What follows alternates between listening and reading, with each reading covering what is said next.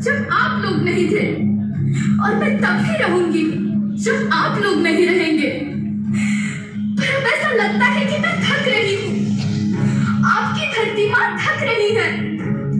रसायनों का छिड़काव, रासायनिक खाद और इन सब के कारण पानी एवं हवा में जहरीलापन, यही कारण है कि मैं थक रही हूँ। क्या आप जानते हैं कि इन रसायनों के जहरीलेपन से मेरी मिट्टी वैसे ही जलती है जैसे आपके शरीर पर कोई तेजाब डाल दे।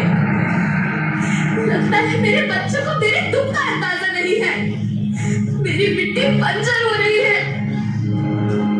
ये रसायन मेरी मिट्टी के उपजाऊपन को खत्म कर रहे हैं और उसमें पाए जाने वाला नमक मेरे शरीर पर मिर्च की तरह जल रहा है।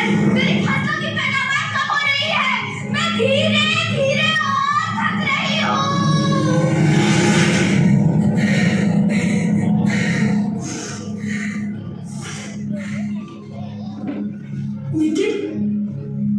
लेकिन अब मुझे याद आता है कि पहले मैं बहुत सुंदर थी, बहुत प्रसन्न थी, हमेशा हंसती थी। मुझे अब भी याद है।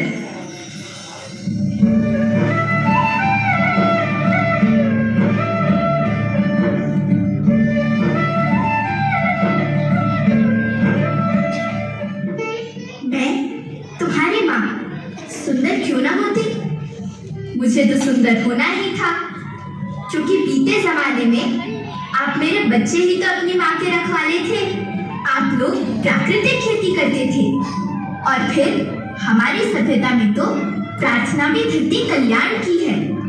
ओम द्यौ शांति, अंतरिक्षः शांति, पृथ्वी शांति, औषधयः शांति, वनस्पतयः शांति।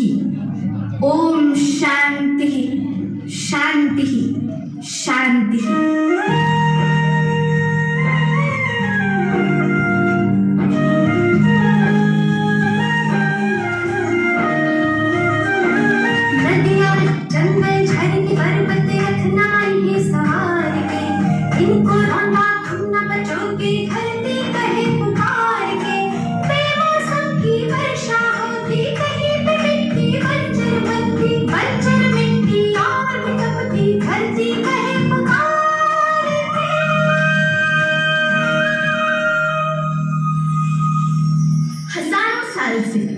मनुष्य धरती की गोद में रहता आया है, लेकिन आज मैं आपसे पूछती हूँ कि आपने इसके बदले धरती माँ को क्या दिया? ये जहरीले रसायन और प्राकृतिक खाद जो मिट्टी को बंजर कर रहे हैं, उर्वरकता को बर्बाद कर रहे हैं। आप अच्छी पैदावार के लालच में जो रासायनिक खाद अपने खेतों में डाल रहे हैं, वो अभी तो लाभ देगी, लेकिन लंबे समय में उसी रासायनिक खाद का नुकसान भी है। रासायनिक खाद जहर समान है और तो और फसलों में पानी की खपत भी बढ़ गई है, जिससे खेती की लागत बढ़ रही है और पानी का स्तर जमीन के काफी नीचे जा रहा है।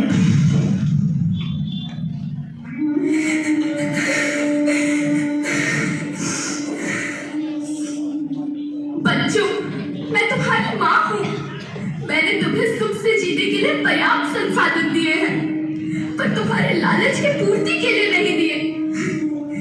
ऐसा लगता है कि थोड़ी सी अधिक पैदावार और अपने लालच के लिए आप सब अपनी अगली पीढ़ी, अपने बच्चे के भविष्य के बारे में सोचना भूल गए हैं।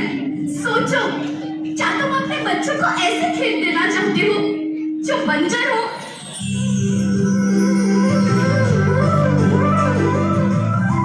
अरे तुम तो विंध्य की बेटी हो, मध्य प्रदेश की बेटी हो, भारत की बेटी हो। आओ, तुम ही मेरे बच्चों को कुछ बताओ। धरती माँ, हम तो अपने विंध्य के सवै जगन का केवल इतना ही कहना चाहे थे कि प्राकृतिक खेती या समय के मांग बन चुकी है। प्राकृतिक खेती या उद्देश्य के साथ होत है कि जौने जमीन और हमरे मिट्टी की उर्वरकता बनी रहे। हम सबका प्रकृति के साथ मित्र जैसे व्यवहार करे जाए। हम अपना से आने वाली पीढ़ी की तरफ से यह विषय का ध्यान लेके सुने और देखे के विनती करें। अभी न संभले मेरे बच्चे तो फिर तुम पछताओगे। नेचुरल फार्मिंग न हुई तो हाथ धरे रह जाओगे। माँ का शोषण कौन है करता, कौन है मिट्टी सहन संभरता, जब से जैविक खाद को छोड़ा खुशहाली से नाता तोड़ा। अभी न संभले मेरे बच्चे तो फिर तुम पछताओगे, तो फिर तुम पछताओगे।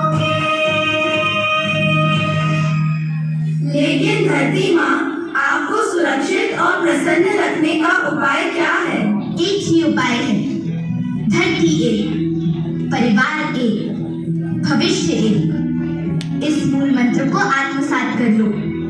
प्राकृतिक संसाधन को बचाओ, प्राकृतिक खेती को अपनाओ और परंपरागत देसी पद्धति से, जैसे गो आधारित उत्पाद, जीवामृत, बीजामृत, पंचगव्य, गोमूत्र छाछ का उपयोग करो ताकि मिट्टी की उत्पादकता बनी रहे। याद रखना, मैं माटी हूँ, माँ होना मेरे नाम में बसा है। पोषण करने के लिए ही मैंने जन्म लिया है। करोड़ों सालों तक धरती पर सांसों की डोर आगे बढ़ाई। पेट भरा जब सबका, तभी मैंने संतुष्टि पाई। वो माँ हूँ मैं सबकी, जिसने जन्म न देकर भी जीवन संभव बनाया। अन्नदाता मेरे पुत्र किसान, तुमने ही तो इसमें मेरा साथ निभाया। दिन रात सींच पसीने से मुझको हर मुंह तक रोटी पहुंचाई। जब तुमने माथे मुझे लगाया, मैं हरियाली बनकर मुस्काई। मिट्टी बंजर होने से या धरती के नुकसान से किसी एक देश, एक द्वीप, एक समाज या एक धर्म का नुकसान नहीं है, बल्कि सभी का है, क्योंकि सभी आपस में बंधे हैं। धरती की श्रृंखला टूटी, माला टूटी, सब बिखर जाएंगे, सब खत्म हो